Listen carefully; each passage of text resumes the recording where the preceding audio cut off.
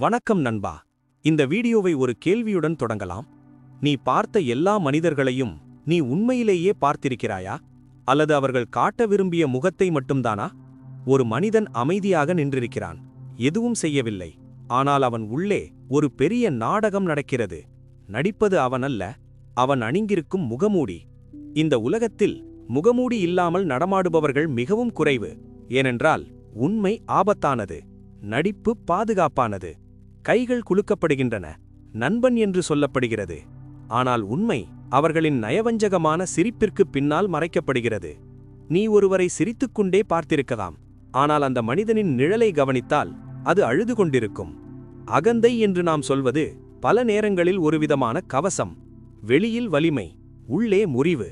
அதனால்தான் சிலர் மிகவும் தைரியமாக தெரிகிறார்கள், ஆனால் அவர்களை நோக்கி ஒரு கேள்வியை கேட்டால் உடைந்து போகிறார்கள். கவனிக்கவும், ஒரே மாதிரியான முகங்கள், ஒரே மாதிரியான சிரிப்புகள், ஒரே மாதிரியான கருத்துகள். கூட்டம் பெரியது, ஆனால் அந்த கூட்டத்திற்குள் இருந்த உண்மை காணாமல் போய்விட்டது. ஒருவன் பார்வையை தவிர்க்கிறான் என்றால் அவன் உன்னை ஏமாற்றவில்லை, அவன் தன்னை பாதுகாத்துக் கொள்கிறான். சிலர் சத்தமாக சிரிப்பார்கள், அந்த சிரிப்பில் சந்தோஷமில்லை, பயம்தான் இருக்கும். ஒரு மனிதன் அடிக்கடி குற்றம் சொல்கிறான் என்றால் நாம் நினைப்பது போல அவன் நேர்மையானவன் இல்லை. அவன் பெரும்பாலும் தன்னுடைய தவறை மறைக்கவே மற்றவர் மீது குற்றம் சொல்கிறான். இங்கேதான் விஷயம் ரொம்ப இன்ட்ரெஸ்டிங் ஆகிறது. ஒளி விழும் வரை முகமூடி சரியாக வேலை செய்யும், ஆனால் உண்மை நெருங்கும்போது அது சறுக்க ஆரம்பிக்கும். ஒரு நெருக்கமான கேள்வி, ஒரு நேர்மையான உரையாடல், ஒரு அமைதி. அந்த அமைதியில்தான் உண்மையான மனிதன் தெரிகிறான். உயரமாக பேசும் மனிதனை பார்த்தால் பயப்படாதே, அவன் உள்ளுக்குள் மிகவும் சிறியவனாக இருக்கலாம். இந்த உலகமே மௌனமாக இருந்தாலும் அவன் தனக்குத்தானே கைத்தட்டிக் கொள்கிறான். சிலர் அரியணையில் உட்கார்ந்திருப்பார்கள், ஆனால் அந்த உயரம் அவர்களுக்கு சுகம் தராது, பயம் தரும். அதனால்தான் மேலே ஏற பிறரை மிதிப்பார்கள். மிகவும் தன்னம்பிக்கை உடையவர்கள் போல தெரிகிறதா? கவனமாகப் பார், அது நடிப்பாக இருக்கலாம்.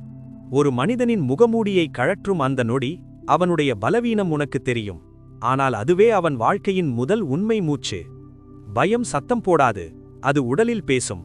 அதிக விளக்கங்கள், அதிக வார்த்தைகள், அவை எல்லாம் அவனுடைய பலவீனத்தை மறைக்க நடக்கும் முயற்சி. ஒருவன் பெரிதாக பேசும்போது அருகில் இருப்பவர்கள் ஏன் அமைதியாகிறார்கள் என்று கவனித்திருக்கிறாயா? வாயால் ஆம், உள்ளத்தால் இல்லை. விமர்சனம் வெளியே, குற்ற உணர்ச்சி உள்ளே. அதனால்தான் சிலருக்கு கண்ணாடி பிடிக்காது, அதில் அவர்களுக்கே பிடிக்காத முகம் தெரியும். உடல் உறைந்திருக்கும், ஆனால் உள்ளே மனம் ஓடிக்கொண்டிருக்கும். அகந்தை உயரமாக தெரிந்தால் அதன் அடியில் ஒரு உடைந்த அடித்தளம் இருக்கும். சத்தம் அதிகம், அர்த்தம் குறைவு. சிலர் மனிதர்களை கயிறு போட்டு பொம்மலாட்டம் போல ஆட்டுவார்கள், ஏனென்றால் அவர்களின் மனம் அவர்களின் கட்டுப்பாட்டில் இல்லை. சிறிய மாற்றம் வந்தாலும் அவரின் உள்ளே புயல் அடிக்கும். அதனால்தான் மேடையில் நடிப்பு அதிகம், உள்ளே வெறுமை. பார்வைகள் 1000, ஆனால் ஒன்றுக்கொன்று எந்த தொடர்பும் இல்லை. நடித்து நடித்து ஒரு நாள் அவர்கள் சோர்ந்து போவார்கள். அந்த நாளில்தான் உனக்கு ஒரு பெரிய உண்மை புரியும். கவனம் வேண்டாம், அமைதி போதும். ஒளியை அணைத்துக் கொள்ளும் மனிதன்தான் உண்மையாக சுவாசிக்க ஆரம்பிக்கிறான். அவர்களின் வாதத்தால் அவர்களுக்கு வெற்றி கிடைக்கலாம், ஆனால் இதயம் அமைதியாக இருக்காது. தன்னுடைய மார்பை கவசத்தை கொண்டு காப்பவன் கவசத்திற்கு பின்னால் காயம் வைத்திருப்பான். வலிமை என்பது தூக்குவதல்ல, தாங்குவது. பலவீனத்தை கேலி செய்வது குரூரமில்லை, அது ஒரு பயம். சிலர் கவனம் கிடைக்காவிட்டால் சத்தமாக மாறுவார்கள், ஏனென்றால் அமைதி அவர்களை பயமுறுத்தும். ஒளியில் இருப்பவர்களை தாக்குவது இருளின் பழக்கம். ஒருவன் உயரமாக நிற்பது இன்னொருவனுக்கு தாங்க முடியாத உண்மை. உடல் பெரியது, ஆனால் நிழல் இன்னும் குழந்தை. அதனால்தான் வாழ்க்கை ஒரே வட்டத்தில் சுழலும். நெருக்கம் வந்ததும் ஓடிப்போகும் மனிதர்கள் வேலை என்று சொல்வார்கள், ஆனால் அது தப்பிப்பு. பல முகங்கள், ஒரே பயம். முகமூடி இல்லாமல் நின்றால் அங்கே ஒரு அமைதி இருக்கும். அந்த அமைதியில்தான் நீ யார் என்று நீயே முதன்முறையாக பார்ப்பாய்.